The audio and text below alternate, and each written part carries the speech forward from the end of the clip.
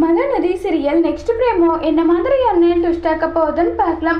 ரொம்பவே பயங்கரமா வருத்தத்துல இருக்காங்க நம்மளுடைய காவேரி ஒரு பக்கம். இப்ப நம்ம விஜய் பார்ட்டியெல்லாம் முடிச்சுட்டு இப்ப வீட்டுக்கு வராங்க. வீட்டுக்கு காவேரி இல்லாததை பார்த்ததும் விஜய் ரொம்பவே ஷாக் ஆகுறாங்க. காவேரியை தேடி ரூமா அலைஞ்சிட்டு இருக்காங்க.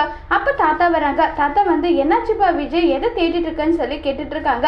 காவேரியை காணலையே தாத்தா, எங்க போயிருப்பான்னு தெரியல, அதை தான் தேடிட்டு இருக்குன்றாங்க. காவேரி அப்பா, நானும் அதை தான் யோசிச்சுட்டு இருந்தேன்.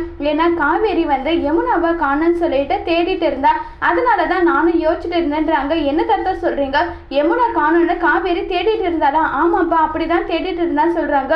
உடனே விஜய் பதறி போறாங்க. என்ன விஷயமா இருக்கும், எதுக்காக இப்படி பண்ணிருப்பா, நம்ம காவேரிக்கு கால் பண்ணி பார்க்கலாமான்னு சொல்லிட்டு விஜய் யோசிச்சுட்டு ரொம்ப வருத்தப்பட்டு இருக்காங்க. இப்ப நம்ம விஜய் கால் பண்றாங்க. விஜய் கால் பண்ணாலுமே நம்மளுடைய காவேரி ரொம்பவே வருத்தப்பட்டு ஃபீல் பண்ணிட்டு இருக்காங்க.